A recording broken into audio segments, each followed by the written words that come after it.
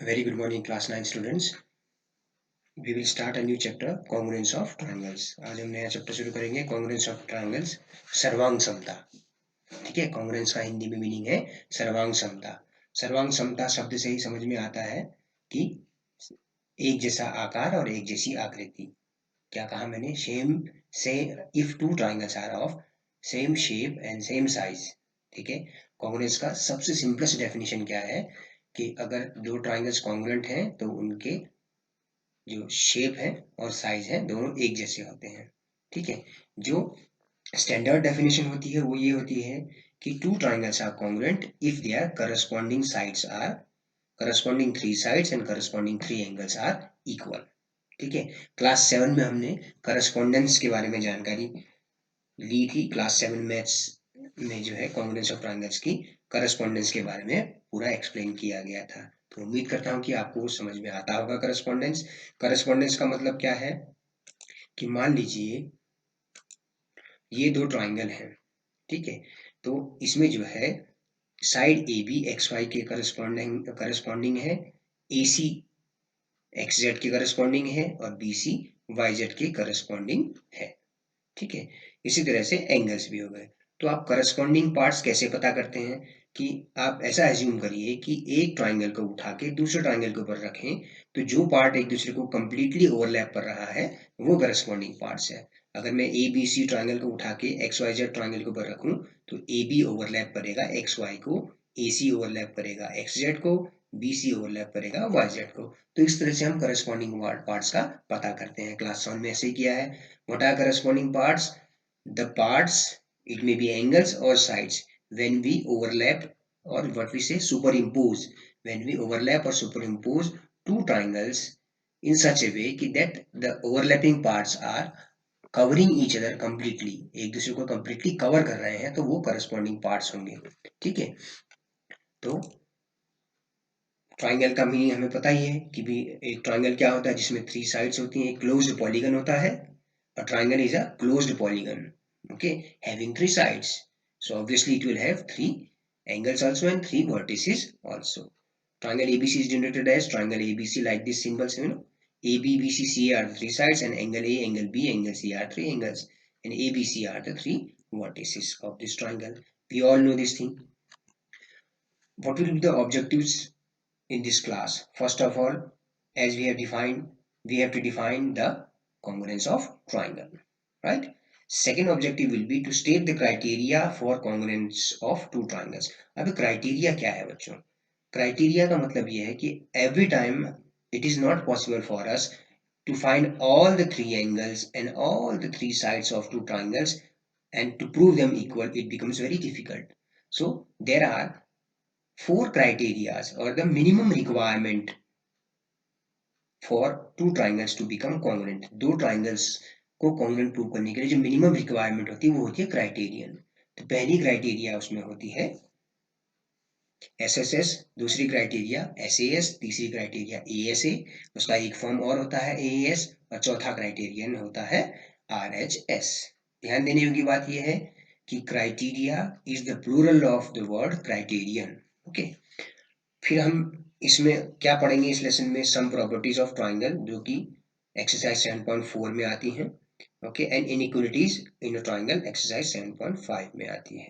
तो कुछ जो टॉपिक्स हैं इस साल जो है 9th में रिड्यूस कर दिया गया है सीबीएसई की तरफ से, जिसमें एक इनइक्वालिटीज इन अ ट्राइंगल भी है. लेकिन हम इसको डिस्कस करेंगे, ठीक है, और इसके क्वेश्चंस भी सॉल्व करेंगे. पेपर्स में नहीं आएंगे इनइक्वालिटीज इन अ ट्राइंगल, लेकिन हमको क्लास 10 के लिए इसकी जानकारी होना आवश्यक होगी. ठीक है बच्चों, तो हम स्टार्ट करें. दो ट्राइंगल लीजिए ए बी सी और X Y Z. Let us take two triangles ABC and triangle XYZ such that corresponding angles are equal. You can see here angle A is equal to angle X. अगर ऐसा लिया है हो, अगर angle B angle Y के equal हो और angle C angle Z के इक्वल हो, इसी तरह से AB is equal to XY, BC is equal to YZ और AC is equal to XZ. तो डेफिनेशन क्या होती है करस्पॉन्डेंस की? Two triangles are congruent if all the sides and all the angles of one triangle are equal to the corresponding sides and angles of another triangle. Okay, तो यहाँ एक word लिखा है कोइंसाइड। कोइंसाइड का मतलब क्या है कि एक दूसरे को ओवरलैप करेंगे कंप्लीटली। अगर ए बी सी को उठा के मैं एक्स वाई जेड पे रखूं तो ये एक दूसरे को करस्पॉन्ड कर रहे हैं। यहाँ एक सिंबल दिखाई दे रहा होगा आपको, दो लाइंस और एक करली लाइन इसके ऊपर, इसको हम कहते हैं कॉन्ग्रुएंस का सिंबल, इज कॉन्ग्रुएंट टू। तो I am repeating, what do you mean by congruence of triangles? If two triangles are of same shape and same size, then they are called congruent triangles. Second definition, the standard definition is what? कि two triangles are congruent if all the sides and all the angles of one triangle are equal to the corresponding sides and corresponding angles of another triangle. Corresponding होना चाहिए कि मान लीजिए अगर यहाँ पे angle A मैंने 60 लिया होता और यहाँ एंगल एक्स 30 डिग्री होता तो ये एक दूसरे को ओवरलैप नहीं करते। मान लीजिए 60 यहाँ पे होता तो उस समय पे ए और वाई एक दूसरे को करस्पॉन्ड करते। तो हम एज्यूम करके देखेंगे कि एक के ऊपर दूसरे ट्राइंगल को रखने पर कौन से पार्ट एक दूसरे को कंप्लीटली ओवरलैप करेंगे, वही करस्पॉन्डिंग पार्ट्स होंगे। ठीक है, करस्पॉन्डेंस में हमने यही सीखा है। अब हम बात करते हैं कि ये दो ट्राइंगल्स में कि ए corresponds to x, b corresponds to y and c corresponds to z according to this figure. So for any two congruent triangles, the corresponding parts are equal and are termed as CPCT. अगर दो triangles congruent हैं तो corresponding parts of congruent triangles भी equal होंगे। ठीक है, CPCT का full form है corresponding parts of congruent triangles. तो इसका इस्तेमाल कहाँ होता है कि अगली स्लाइड में हम देखेंगे कि कॉन्ग्रुएंस क्राइटेरियंस होने के बाद जो है कि कॉन्ग्रुएंस क्राइटेरियन क्या होती है, जो चार क्राइटेरियन मैंने आपसे डिस्कस जो आपको बताई, उसमें क्या है कि जो बचे हुए करस्पॉन्डिंग पार्ट्स होंगे वो भी ऑटोमेटिक इक्वल हो जाएंगे। Corresponding parts of congruent triangles will be equal. तो मिनिमम क्राइटेरिया हर समय हमारे पास, जैसे इसमें हर समय हमारे पास ये 6 एलिमेंट्स हैं, इनको हम क्या कहते हैं, elements. 3 angle elements and 3 side elements. 6 के 6 एलिमेंट्स हमको नहीं दिए होते हैं क्वेश्चन में, तो हमारे पास केवल 3 चीजें दी होती हैं। हो सकता है कि SAS यानी कि साइड एंगल साइड। पहला कॉन्ग्रुएंस क्या है कि दो ट्राइंगल्स कॉन्ग्रुएंट होंगे अगर उनकी दो साइड्स और उनके बीच का एंगल, एक ट्राइंगल के दो साइड्स और उनके बीच का एंगल दूसरे ट्राइंगल के दो साइड्स और उनके बीच के एंगल के बराबर हो तो वो दोनों ट्राइंगल कॉन्ग्रुएंट होते हैं। ठीक है, यहाँ देखते हैं, इसको थोड़ा एक्सप्लेन कर लेते हैं। SAS और इसका एक एग्जांपल भी देख लेते हैं, क्वेश्चन नंबर 1 7.1 का इससे रिलेटेड। ठीक है, SAS कॉन्ग्रुएंस क्या है बच्चों? दो ट्राइंगल है यहाँ पे देखिए ABC और PQR। तो ये जो निशान लगे हुए हैं ये मार्किंग कहलाती है कि जो एक जैसे जो इक्वल पार्ट हैं, जो इन दोनों ट्राइंगल्स में इक्वल पार्ट हैं वो एक जैसे सिंबल से मार्क किए गए हैं। This is called marking. तो whenever in the question we solve we always mark the equal things as a same symbol. तो AC और PR एक दूसरे के इक्वल है। ठीक है, इसी तरह से BC और QR भी एक दूसरे के इक्वल है और इनके बीच का एंगल AC और साइड BC के बीच का एंगल C और PR और QR के बीच का एंगल R। तो यू कैन सी है AC is equal to PQ, angle C is equal to angle R and BC is equal to QR। तो साइड एंगल साइड, पहले ट्रायंगल के तीनों एलिमेंट इसी ऑर्डर में लिखेंगे आप, साइड एंगल साइड में। ठीक है, दो साइड्स इनके बीच का एंगल, एक ट्रायंगल का दूसरे ट्रायंगल के दो साइड्स उनके बीच के एंगल के बराबर है। तो पहले आप लिखेंगे in triangle ABC and triangle PQR, आप लिखेंगे कि AC is equal to PQ। ठीक है, फिर एंगल लिखेंगे ACB, angle ACB is equal to angle PRQ। यहाँ पे मैंने यहाँ angle C is equal to angle R लिखा, लेकिन नॉर्मली आप ऐसे ही लिखिए स्टैंडर्ड तरीके से एंगल का नाम, angle ACB is equal to angle PRQ and BC is equal to QR, to side angle side. So we'll say then triangle ABC is congruent to triangle PQR by SAS congruence. We'll write like this. देखिए कैसे question को solve करना है मैं आपको दिखा देता हूँ कि क्वेश्चन को सॉल्व कैसे करना है। कि मान लीजिए मैंने एक क्वेश्चन लिया, फर्स्ट क्वेश्चन लिया, ठीक है, SAS कॉन्ग्रुएंस का एप्लीकेशन। क्या लिखा है कि इन क्वाड्रिलेटरल ACBD, देखिए ABCD नहीं लिखा है, ACBD लिखा है। ACBD is a quadrilateral and AB bisects angle A। जो AB साइड है, ये जो लाइन AB है वो इसको बाइसेक्ट कर रही है, एंगल A को बाइसेक्ट कर रही है। एंगल A को बाइसेक्ट कर रही है मतलब angle CAB is equal to angle DAB दिया हुआ है। ओके, और AC is equal to AD भी दिया हुआ है। AC is equal to AD, तो हमने इक्वल पार्ट्स को एक जैसे सिंबल से मार्क कर लिया। अब आपको बताना है show that triangle ABC is congruent to triangle ABD. Triangle ABC और ट्रायंगल एबीडी एक दूसरे के कॉन्ग्रुएंट है, ये आपको दिखाना है। ओके, तो यहाँ पे देखिए AC is equal to AD दिया हुआ है। Okay, angle CAB is equal to angle DAB, क्योंकि AB एंगल A को बाइसेक्ट करता है, एंगल CAB और एंगल DAB इक्वल हो गए, राइट। और AB is equal to AB, देखिए ये जो साइड है ये कॉमन साइड है, ब्रैकेट में लिखा हुआ कॉमन। AB जो है दोनों ट्राइंगल्स ABC और ABD में, ट्राइंगल ABC और ABD में दोनों में कॉमन है, ठीक है। तो साइड एंगल साइड आप यहाँ पे देख सकते हैं, देखिए इस ट्राइंगल में बात करिए पहले, ABC ट्राइंगल में साइड एंगल साइड, फिर इसमें भी देखिए side angle side, corresponding parts equal दिए हुए हैं और साइड एंगल साइड का क्राइटेरियन हो गई। तो therefore triangle ABC is congruent to triangle ABD, we write here by SAS congruence, ठीक है। तो अब आप यहाँ देख सकते हैं 6 के 6 एलिमेंट इक्वल नहीं दे रखे हैं, लेकिन 3 एलिमेंट से ही काम चलेगा। तो ये क्राइटेरियन याद रखिए, SES क्राइटेरियन, अगर दो साइड्स और उनके बीच का एंगल दो ट्राइंगल में इक्वल होंगे, corresponding two sides and the included angle, तो ये दोनों ट्राइंगल कॉन्ग्रुएंट होंगे। फिर यहाँ पूछा है what can you say about BC and BD। अब क्योंकि ट्राइंगल ABC और ट्राइंगल ABD कॉन्ग्रुएंट हमने प्रूव कर दिए, यहाँ हमने कॉन्ग्रुएंट प्रूव कर दिया, तो करस्पॉन्डिंग पार्ट्स जो है इक्वल होंगे CPCT। तो CPCT से करस्पॉन्डिंग आप इन दोनों को ओवरलैप करने की कोशिश करें, इसको अगर आप लाइन के अकॉर्डिंग फोल्ड करने की कोशिश करें तो BC और BD जो है एक दूसरे को ओवरलैप करेंगे, तो BC is equal to BD by CPCT, therefore BC and BD are of equal lengths, ठीक है। तो अगर इन दोनों ट्राइंगल्स को कॉन्ग्रुएंट प्रूव करने के बाद क्राइटेरियन से, SAS क्राइटेरियन से, तो हम कह सकते हैं कि by CPCT corresponding parts of congruent triangles, पहले हमने कॉन्ग्रुएंट प्रूव किया तो corresponding parts of congruent triangle से बचे हुए पार्ट्स भी इक्वल हो जाएंगे। तो इसी तरह से एंगल बी और एंगल CBA और एंगल DBA भी इक्वल हो जाएंगे बच्चों, ठीक है। एंगल C और एंगल D भी इक्वल हो जाएगा, क्योंकि उसकी जरूरत नहीं है इसलिए लिखा नहीं है, ठीक है।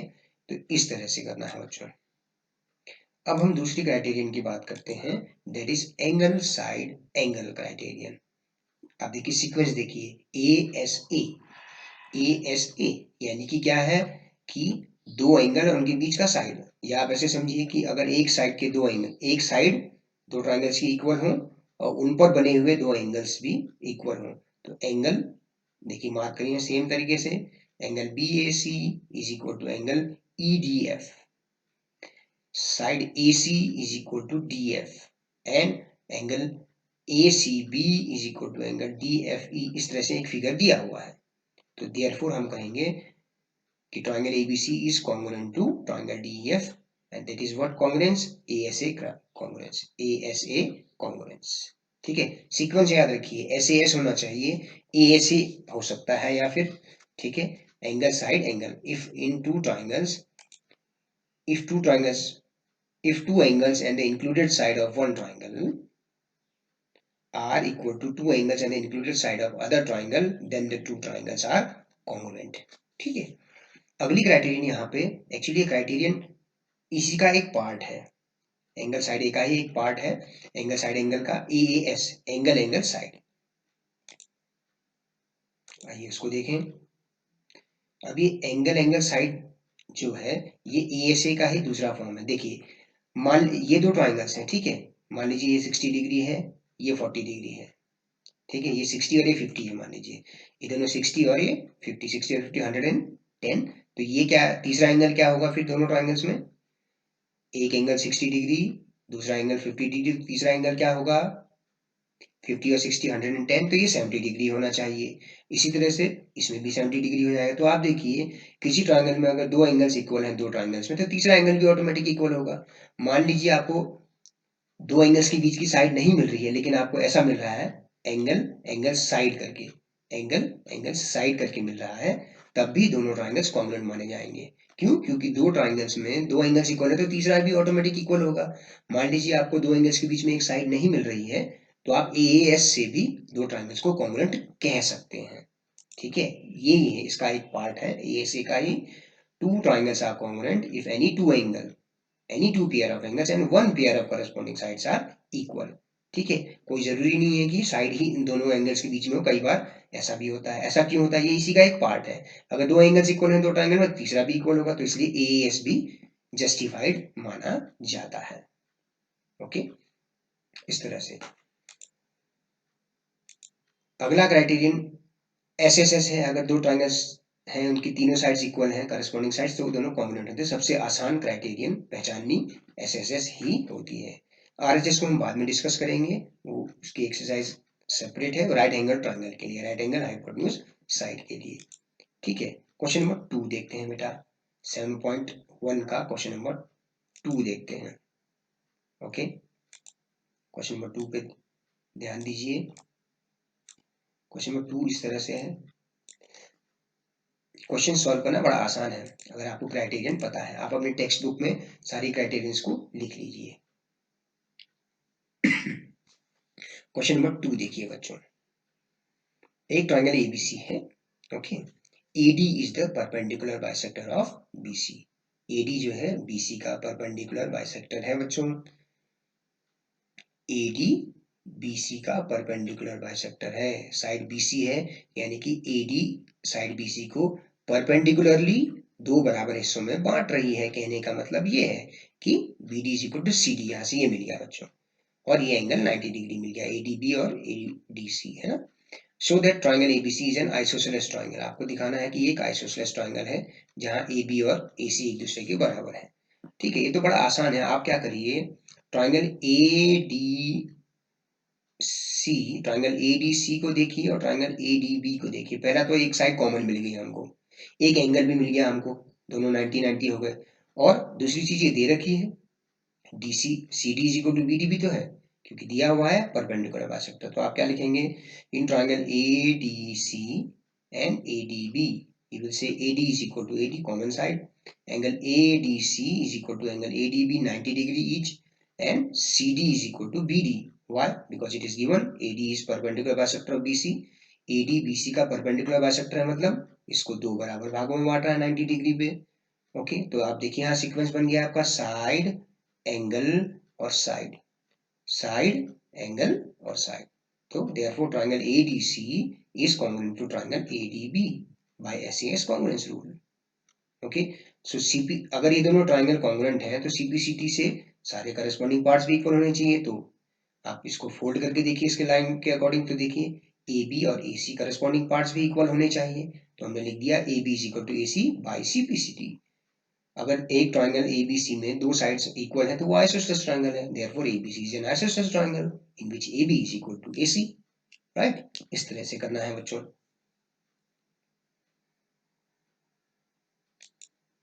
थर्ड क्वेश्चन देख लेते हैं, ये बहुत इंपॉर्टेंट क्वेश्चन है बच्चों। Triangle ABC is an isosceles triangle. ABC isosceles triangle दिया हुआ है जिसमें AB और AC एक दूसरे के बराबर है, पहले से दिया हुआ है। In which altitudes BE and CF, altitude का मतलब होता है परपेंडिकुलर, B से E तक ये जो है B से एक परपेंडिकुलर डाला, उसको हम अल्टीट्यूड भी कहते हैं परपेंडिकुलर को। Okay, are drawn to equal sides AC and AB। तो हमें ये भी पता चल गया कि AC और AB दो ट्रायंगल्स, दो साइड्स जो है इक्वल हैं। So that these altitudes are equal. आपको प्रूव करना है BE is equal to CF। अब आप ध्यान से देखिए, AEB ट्रायंगल को देखिए, AEB ट्रायंगल को देखिए और AEF ट्रायंगल और AFC देखिए, AEB को देखिए, ठीक है, और ट्रायंगल AFC को देखिए। तो पहली चीज तो ये ट्रायंगल AEB, इस ट्रायंगल AEB में देखिए, नोटबुक पे आप अलग से इसको बनाइए, और AFC को देखिए। ओके, तो एक एंगल तो कॉमन है भैया दोनों ट्रायंगल्स में, एंगल A, ठीक है, एंगल A कॉमन है in triangle AEB and AFC। AEB and AFC एक एक एंगल, दो एंगल इक्वल हो गए बच्चों, दो एंगल इक्वल हो गए, देखो, ठीक है ना। ट्रायंगल AEB में एंगल A और एंगल E, और ट्रायंगल AFC का एंगल A और एंगल F, ठीक है। Angle AEB is equal to angle AFC, AEB is equal to angle AFC 90 degree each, angle A is equal to angle A common angle, and AB is equal to AC दे रखा है। इस triangle में, AEB triangle में side AB और triangle AFC में side AC, ये दोनों इक्वल दे रखी हैं, देखिए equal sides AC and AB। तो triangle AEB is congruent to triangle AFC by which congruence? AAS congruence rule, ठीक है। तो CPCT से B is equal to C F, तो करस्पॉन्डिंग पार्ट्स भी इक्वल होने चाहिए, तो B is equal to C F, तो ये आपका क्वेश्चन सॉल्व हो गया। इस तरह से करना है बच्चों, ठीक है। अगला डिस्कशन हम, बाकी के क्वेश्चन हम नेक्स्ट क्लास में डिस्कस करेंगे बच्चों। Thank you so much, have a nice day. और पढ़ाई पे ध्यान दीजिए, 5 अक्टूबर से आपके हाफ ईयरली आपका पीरियडिक रिटन टेस्ट 2 भी स्टार्ट होने वाला है।